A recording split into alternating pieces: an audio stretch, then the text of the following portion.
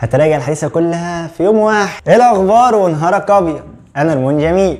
في الفيديو ده هقول لك هتراجع الفيزياء كلها في 5 ايام بس. يلا اعمل كوبايه شاي وهات ورقه وقلم وتعال. في الاول بس لازم تبقى عارف انت هتعمل ايه في ال5 ايام. بما انك مش عارف فانا اللي هقول لك. لو انت فاهم ان انت هتبدا مراجعه تقليديه زيك زي اي حد من الاول للاخر فانت غلطان. اليوم الاول هتعمل فيه كالاتي: هتراجع فيه الحديثه كلها. طيب الفيزياء الحديثه كلها كم فصل؟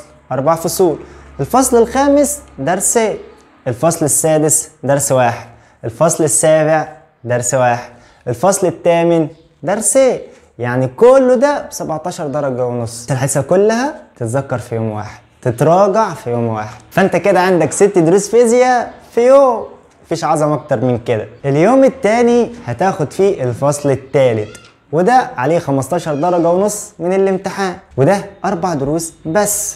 اليوم الثالث هتاخد فيه الفصل الثاني وده عليه 11 درجة ونص من الامتحان، وده كمان 4 دروس بس. اليوم الرابع بقى هتاخد فيه الفصل الاول وده كمان 4 دروس وعليه 8 درجات ونص بس في الامتحان. اليوم الخامس والاخير 5 في عين الحاسوب.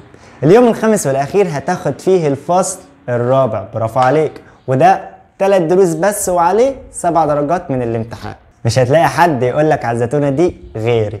ابعت الفيديو ده لصاحبك المطرشم وقول له ازاي تراجع الفيزياء في 5 ايام.